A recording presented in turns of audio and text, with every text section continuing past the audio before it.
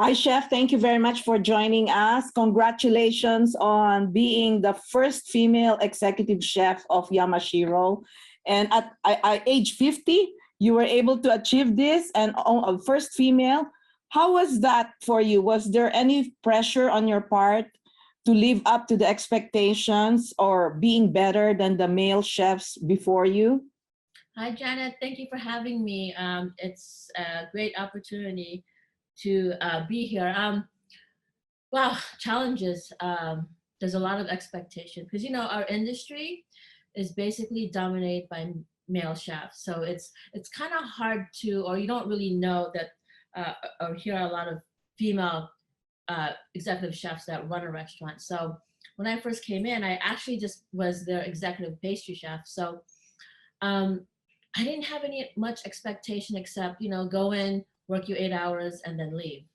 And so I had no intentions of even becoming the executive chef, because I know that the restaurant world, our industry, you basically are married to the job. You basically, it's day in, day out. This is your life. So it's there were challenges coming in, being the only female chef to come in as a manager. It was hard because you have to prove yourself. Like, okay, you're a woman, but do you know how to cook? Or you're a woman, you react with your emotions, or can you really understand, or are you going to get upset, or are you going to get emotional on so many things? So those obstacles as a woman is the biggest challenge I have to overcome.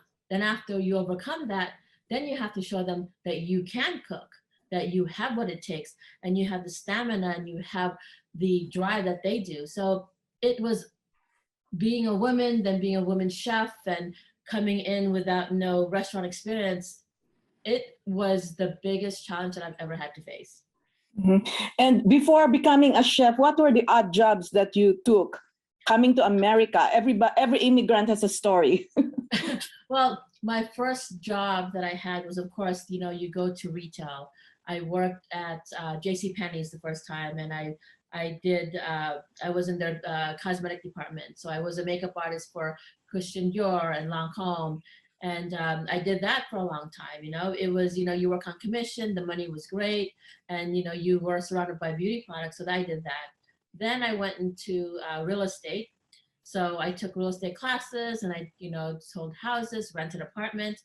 So all of that. And then I kind of steered away from nursing because I'm like, I don't want to do that.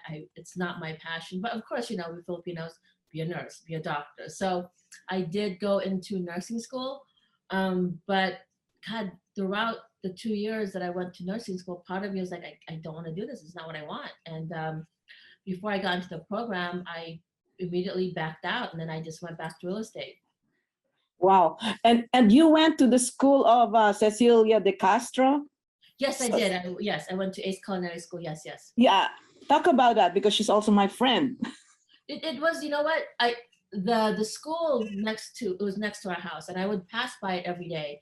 And I needed to go to a school that basically helped, allowed me to go to school while the kids were in school or were at home.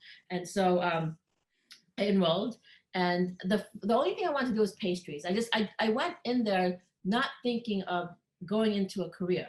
I went in there as, just maybe enhance my experience, just to pass the time, because I had no intention of starting a career at this late of age. And after finishing the pastry program, I'm like, you know what? Maybe I'll just sign up for the whole program and see where it takes me. So I invested about 1.5 years. And what's good about that school is Chef Cecilia does allow you to participate in a lot of other restaurants that she has worked with. And as students, we were able to have hands-on experience. And, and the group of students were not just younger crowds. It was, people my age. So it was a great experience. You were able to go into the restaurant industry when, to kind of know, is this for you? Do you want to do this? Is this where you want to be? But again, my intention was, you know what, I just want to do this for fun, just to have something that I graduated and I did something. Mm-hmm. And also watching the screening at the premiere of your episode of MYX. How does it feel to watch your whole life being shown flashback and in a big screen and having all the Filipino community present? I was really nervous, but then I watched I watched the episode before they screened it, and I realized that the story is not just my story, but it resonates with all the Filipinos that migrated to the U.S. I have friends that called me and said, my story is just like yours. My parents, we didn't know our parents. We didn't see them until they were older, or we didn't see them until we still haven't seen them. We're still in the Philippines, and they're still in the U.S. So it sheds a light on the Filipino struggles, how we come to the US. And coming to the US is just one step, because then you have to make sure that you have a career, make sure that you have money to send back home. So it's not just coming here, you have the money, you're making dollars, and you're okay now. That's not what it is. There's still the struggles that we face. And and the thing is that we can't give up. We made the first step to come here. Now we have to keep pushing forward, whether or not we have family that we have to take care at home. And my parents, not when we came to the US at age 6, my parents also still had to support her parents and my dad's parents and my uncles and my aunties. So it's a lot of pressure. And a lot of people don't understand that. And I hope that when people see us, the Filipinos, that we work hard, not just for us, but for the families that we leave behind. Mhm. Was there a point in your life that you wanted to give up? Yes. There was a point in my life when I was married twice, and I figured, what, I don't know what I'm doing in my life. Maybe I should just be a stay-at-home mom and not do anything. My mom, gave up her career as a school teacher. This is what I'm gonna do. I'm just gonna wait till my kids graduate. Then, then I'll just sit down and, just live my life until I get older or I go back home to the Philippines. It's just, there was no drive. But the one thing that I kept doing was I kept cooking, I kept baking. And then I would remember my grandparents and my childhood with them. And I realized that I need to do more. I can't just sit here. I don't want to be a mom that sees their kids go off to school and then what do I have left for me? So that's why I kept cooking and baking. And I don't know, it just, at some point in my life, I just said, what, maybe you should just try something and let's experience this and see what happens and where it goes. And I even I took an internship when I was in school, and I was 45 then. It was the hardest job because here I am, 45. The people there that worked there were younger, they're in their 20s, and here I am lifting 50-pound bags of flour, and I'm doing all the odd jobs that they don't want to do, and I'm waking up at 2:00 in the morning so I can be there at 4:00 to open the bakery. It's like I was thinking, like, do I want to do this? Is this for me? Like, what did I get myself into? So it was a lot of those, and I think it's just the determination of trying to accomplish something that kept me going. Mm-hmm. And your story is very unique. Like, talk about growing up in Ilocos Norte, your lolo and lola in the bakery. Talk more about that and what of that experience shaped you into who you are today. Wow, I love my grandparents. They are the world to me. Although I spent, my early childhood until I was 6, growing up with my grandparents, they taught us how to appreciate whatever it is that we have in life. That we had a garden. We would go to my grandfather's bakery. I would watch him bake. I would watch them cook at home every day with my grandparents. They were always surrounding us. They were always around us. There was never a day that I never saw them. There was never a day that I woke up and not had breakfast, lunch, or dinner with them.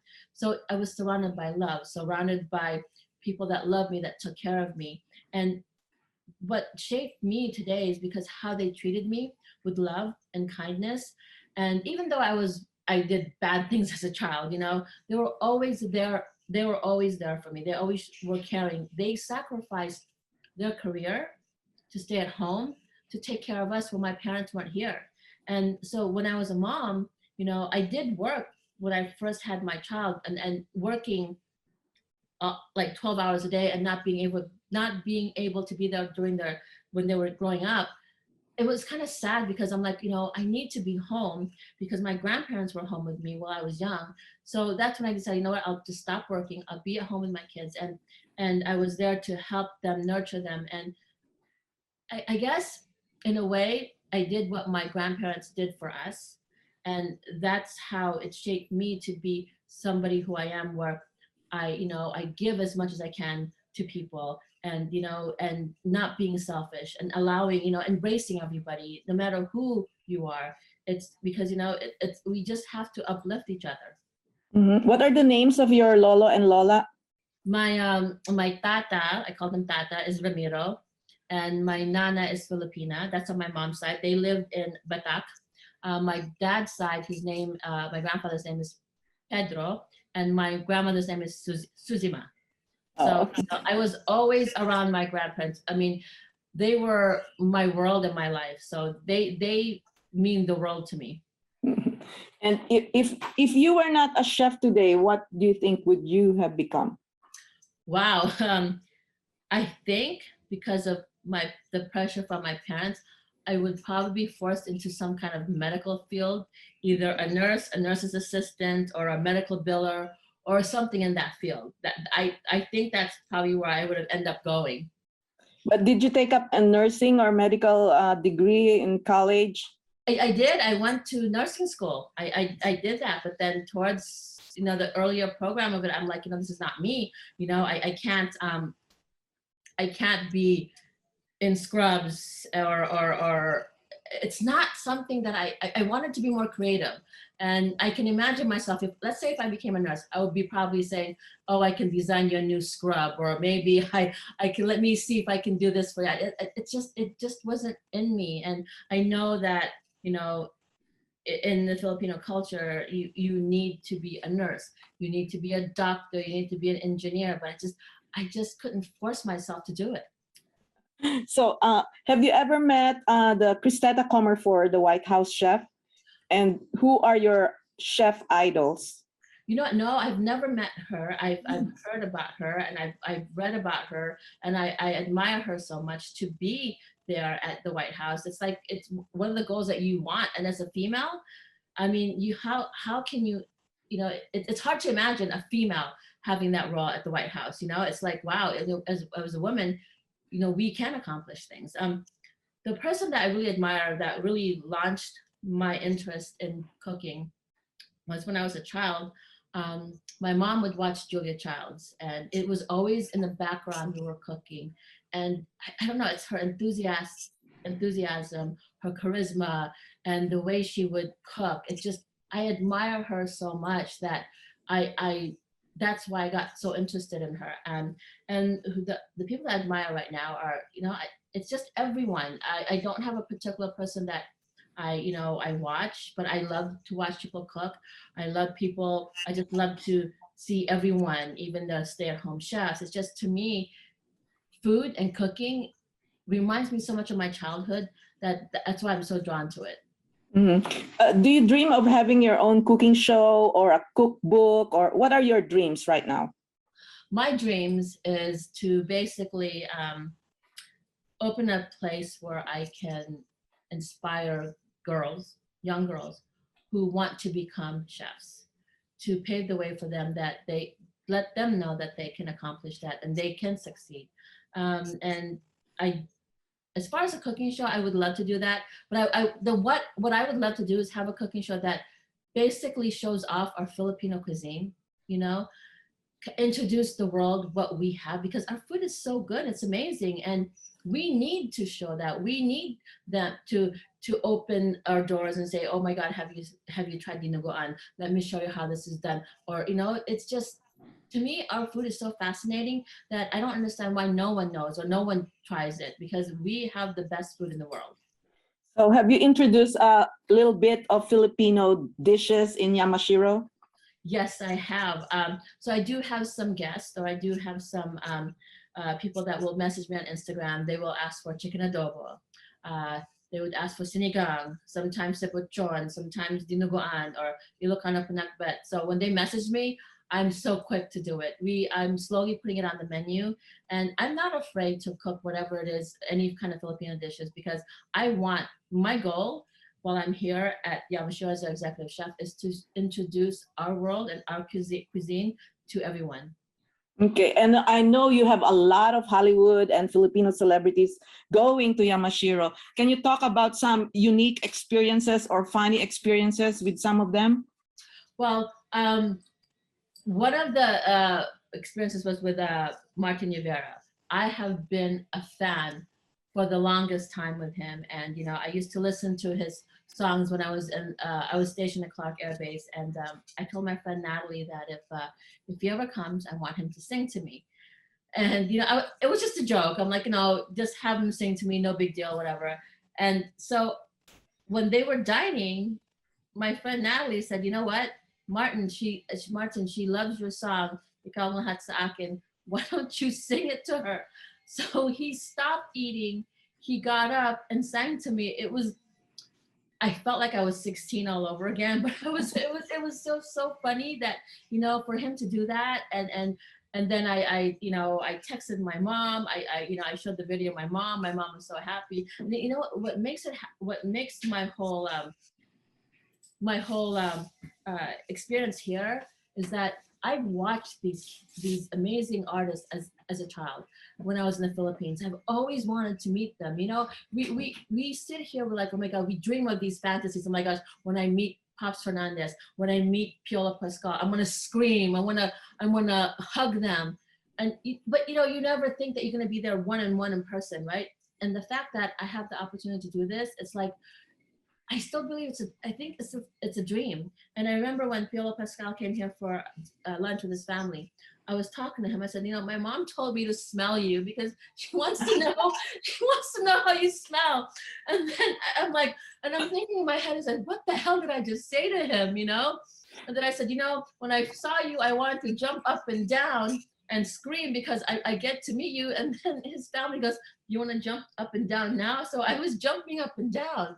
And I'm like, I get to live this dream at this age to meet not just celebrities, but the feeling, Janet, when you come out of the kitchen, to see those beautiful Filipino faces, to hear the language being spoken, to have them applaud you and hug you and thank you for representing, it's the most amazing experience ever that, I get to say that I'm 51. I've accomplished being a mom and I'm living my dream. It's just, I work 7 days, not because I want to, it's because I want to, and I need to, and I will continue to do this until I can no longer do this. Oh, what's the best compliment you ever received? The best compliment, wow, is the fact that, when I go outside, I'll have a server and they'll say, Chef, there's these Filipinos, they want to meet you. And it's become like a daily thing. And the compliment of just being celebrated, being thanked, and to me, it's like, it's an amazing experience to have everyone support, not just me, but us as Filipinos. And that's what we need, is to basically support each other to get to where we are. Mm-hmm. And you have a very supportive husband and family. Can you talk about them too? You work late as well. So well, my husband, he's an eye doctor, so his hours are usually early in the morning and he comes home at 5 or 6.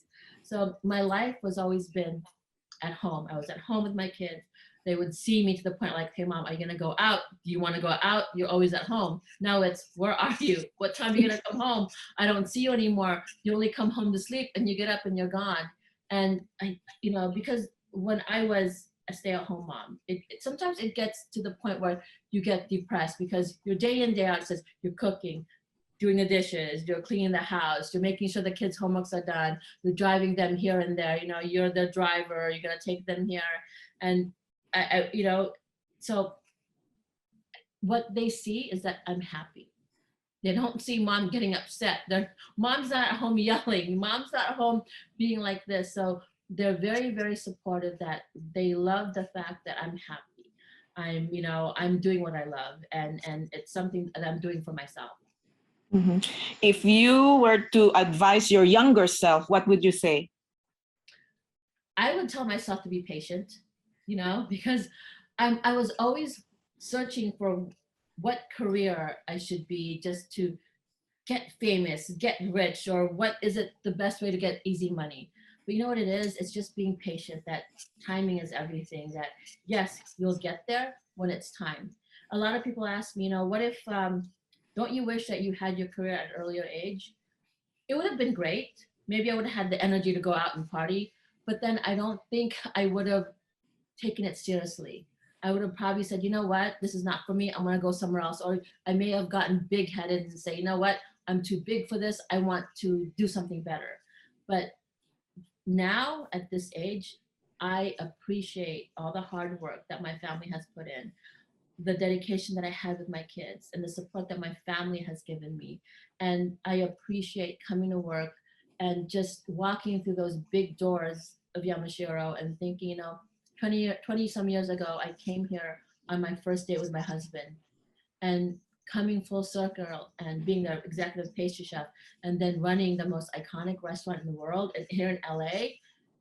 It's like, and it was just like given to you. It's a dream. It's like, this is not happening. This is, I mean, for a woman and their first female executive chef, it's like, you know good things comes to those who wait, I guess. Or it's being patient and not expecting anything in return. And I don't know, it's just the best experience that I've ever had, and I wouldn't change how I got here. It's very rewarding. And the secret of your success? The secret of my success is being raised by amazing grandparents who taught me to be humble, who taught me about love, and having, everyone has family issues, everyone has falling out and stuff like that, but to be true to yourself, always believe in yourself, and that things will happen. Thank you very much, Chef. Thank you for your time. I Thank you so appreciate much. all your time and your talent. Thank you very much. And I hope to see you soon. Yes. Thank you. Thank you. Thank you. Take care.